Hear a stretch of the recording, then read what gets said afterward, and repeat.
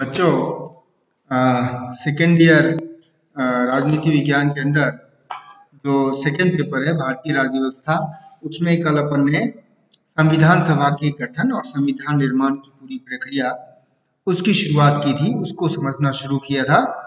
और जैसा कि अपन ने देखा कि संविधान सभा की मांग प्रारंभ से ही उठती रही, तिलक से लेकर गांधी से लेकर बाद में कांग्रेस के अधिवेशनों में, और तदुपरांत अंततः 1946 में कैसे कैबिनेट मिशन योजना के तहत संविधान सभा का गठन हुआ और संविधान निर्माण की कहानी शुरू हुई। बाद में जैसे 1947 में माउंटबेटन योजना के तहत पाकिस्तान का विभाजन हुआ, तो संविधान सभा जो पहले यूनिफाइड था, एक था संपूर्ण अविभाजित भारत के लिए, अब वो भारत के लिए उसकी संरचना अलग हो गई, संख्या भी उसकी पाकिस्तान जो था उसके क्षेत्र वाले सदस्य की संख्या कम हो गई। और बाद में 9 दिसंबर 1946 से शुरू होकर संविधान सभा ने अपना काम शुरू किया। विभिन्न समितियों का भी, और जो चुनाव हुए थे अप्रत्यक्ष रूप से संविधान सभा का, उसमें 291 सदस्यों के लिए चुनाव हुए, और किस प्रकार से कांग्रेस का इसमें बहुत ज्यादा बहुमत रहा। तो ये जो है, ये लगभग पूरी चीजें अपन ने देखी। और उसके बाद संविधान निर्माण की जो पूरी कहानी है वो सामने आती है। संविधान निर्माण की कहानी से पहले अपने को ये भी समझना चाहिए कि संविधान, भारत का जो संविधान था, संविधान है, उसका निर्माण संविधान सभा ने जो किया वो विभिन्न समितियों के माध्यम से दुनिया भर के अनेक संविधानों का विस्तृत अध्ययन किया गया। और इसमें इसलिए इस संविधान के लिए एक कानूनी सलाहकार जो डॉक्टर बी.एन. राव थे, उन्होंने, डॉक्टर बी.एन. राव इसके विधिक सलाहकार, कानूनी सलाहकार थे, और उन्होंने इसका पूरा का पूरा अध्ययन किया। विभिन्न समितियां, चाहे संघ समिति हो, संघ संविधान समिति, प्रांत संविधान समिति, मौलिक अधिकार समिति, है ना, अल्पसंख्यकों संबंध समिति, विभिन्न समितियों ने दुनिया भर की बहुत सारी संविधानों का अध्ययन किया और उसमें फिर सुझाव दिए। संविधान जो है वो उद्देश्य प्रस्ताव, जब जवाहरलाल नेहरू का उद्देश्य प्रस्ताव था जिसको पारित किया 22 जनवरी 1947 को, उसके बाद से संविधान की वास्तविक रूप से वो निर्माण की कहानी आगे बढ़ती है। और इसमें सबसे महत्वपूर्ण भूमिका होती है संविधान की प्रारूप समिति का। 29 अगस्त 1947 को संविधान की प्रारूप समिति का गठन हुआ, और जिसमें अध्यक्ष डॉक्टर अंबेडकर चुने गए, और इसमें अन्य सदस्य थे कन्हैयालाल मुंशी, सादुल्ला, बी.एल. मित्तर, अल्लादी कृष्णा स्वामी अय्यर, एन. गोपाल स्वामी अयंगर, डी.पी. खेतान। और इस प्रारूप समिति ने बहुत अहम भूमिका निभाई। कैसे कि जो भी सलाह आते थे, जो भी सुझाव आते थे, वो उसको प्रारूप बनाकर फिर संविधान सभा के समक्ष पेश करना, है ना। और फिर ये जो पूरी प्रक्रिया हुई, इसका 15 नवंबर, इसके बाद 3 वाचनों में संविधान को स्वीकृति दी गई। 15 नवंबर 1948 को प्रारूप संविधान पर अनुच्छेदवार, यानी कि एक एक धारा करके इसके ऊपर विचार विमर्श प्रारंभ हुआ। 8 जनवरी 1949 तक संविधान सभा 67 अनुच्छेदों पर विचार करती थी। इसे प्रथम वाचन कहा जाता है ना। फिर 16 नवंबर 1949 को संविधान का द्वितीय वाचन समाप्त हो गया, और संविधान का तीसरा वाचन 26 नवंबर 1949 तक चला, जब संविधान सभा द्वारा निर्मित संविधान को अंतिम रूप दिया गया। संविधान सभा का अंतिम दिन 24 जनवरी 1950 था, जब संविधान की 3 प्रतियां संविधान सभा के पटल पर रखी गई, और एक जो हस्तलिखित प्रति थी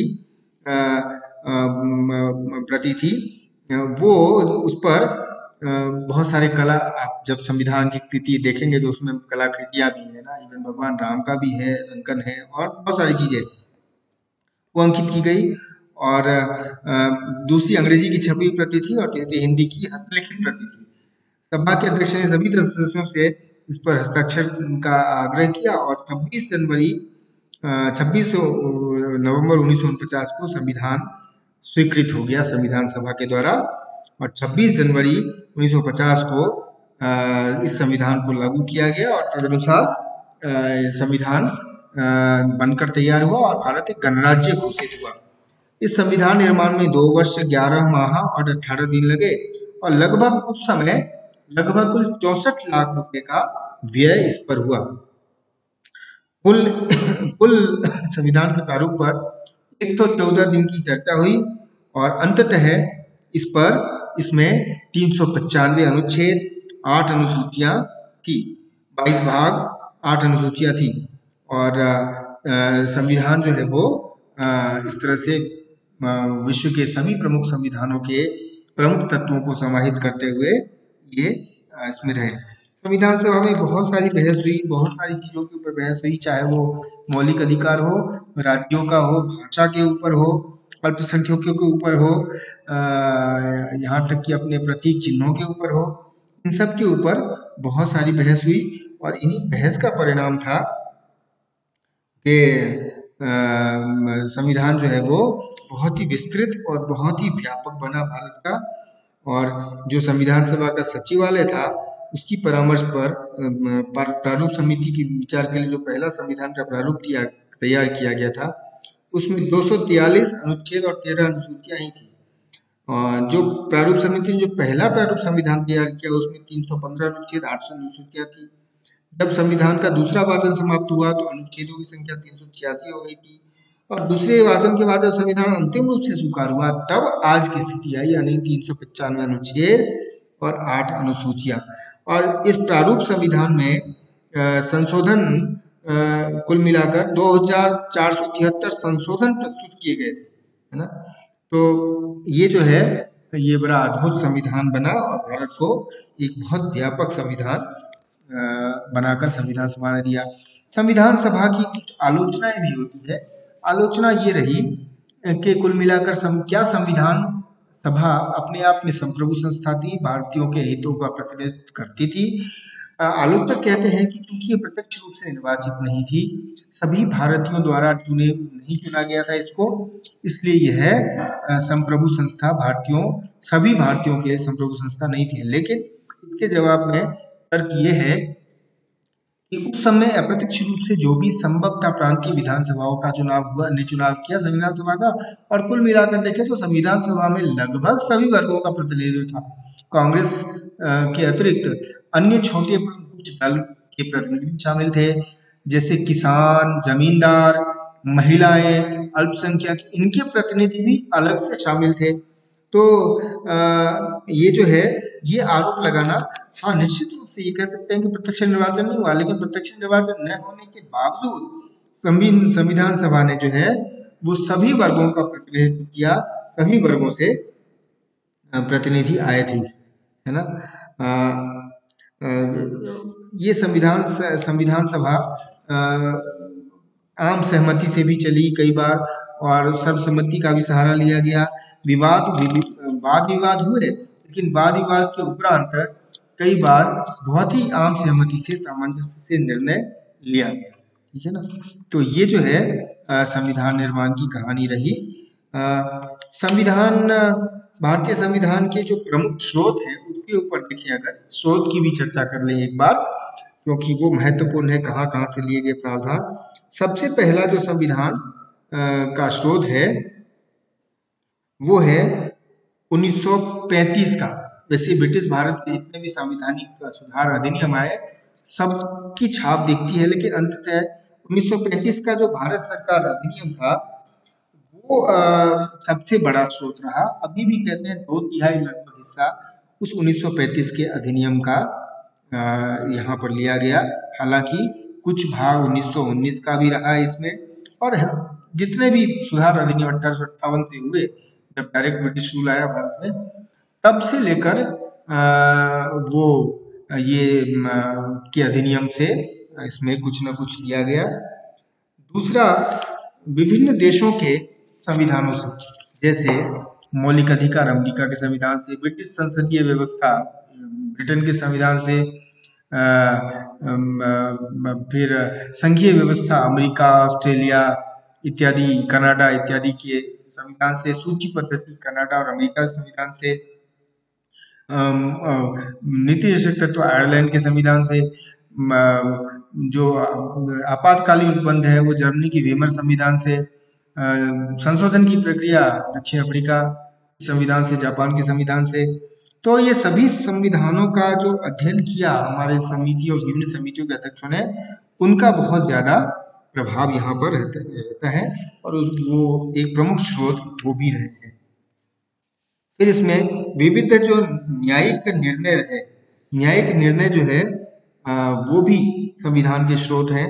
यानी कि न्यायिक निर्णय पूर्व के भी, ब्रिटिश काल के भी, और ब्रिटिश काल के बाद यानी स्वतंत्र भारत में जो न्यायिक निर्णय रहे हैं वो भी संविधान के आज भी प्रमुख स्रोत हैं, क्योंकि अंततः सुप्रीम कोर्ट, सर्वोच्च न्यायालय का निर्णय ही कानून में परिवर्तित हो जाता है। तब तक यदि उसको पुनः परिवर्तित करके संसद कोई कानून न बना दी, तो न्यायिक निर्णय ने, चाहे वो गोपालन का केस हो या गोलकनाथ का केस हो या फिर केशवानंद भारती, मिनर्वा मिल, है ना, मेनका गांधी या फिर इंदिरा साहनी, संविधान संशोधन जो है ना, या फिर आरटीआई 86वां संशोधन हो, तो संविधान जो है, शिक्षा का अधिकार, तो संविधान जो है वो विभिन्न न्यायिक निर्णयों से भी बहुत प्रभावित रहा है, बहुत ज्यादा रिच हुआ है ना। फिर एक और संविधान के प्रमुख स्रोतों में जो है वो है संशोधन, है ना। संशोधनों का भी बहुत बड़ा योगदान रहा है, न्यायिक निर्णय और संशोधन। पहले संशोधन 1950 से लेकर 51 से लेकर और अब तक 100 से अधिक संशोधन हो गए। तो उन संशोधनों के माध्यम से भी संविधान, भारत का संविधान रिच हुआ है, यह भी एक प्रमुख स्रोत है। एक प्रमुख स्रोत और भी मानते हैं कि विभिन्न जो संविधान विशेषज्ञ हैं उनकी जो टीका टिप्पणी है, उनकी जो टिप्पणियां हैं, उनकी जो विश्लेषण है ना, वह भी कमेंट्रीज है, वह भी बहुत ज्यादा संविधान को विस्तृत करने में सहायक होते हैं। चाहे वो आज भी देखते हैं हम कि जो विभिन्न टीका टिप्पणियां हैं, चाहे वो एम.बी. पायली हो या फिर जो एलेक्जेंड्रोविच हो या फिर आपके डी.डी. बसु हो, है ना, ये इस तरह की कमेंट्री, सुभाष कश्यप है आजकल, इनकी जो कमेंट्रीज है वो भी एक संविधान को विस्तृत बनाने में, संविधान को व्यापक बनाने में महती भूमिका निभाती है। तो ये संविधान के कुछ प्रमुख स्रोत हैं। और इसके बाद जब अपन अगले कक्षा में, अगले व्याख्यान में देखेंगे, तो उसमें अपन भारतीय संविधान की प्रमुख विशेषताओं की चर्चा करेंगे।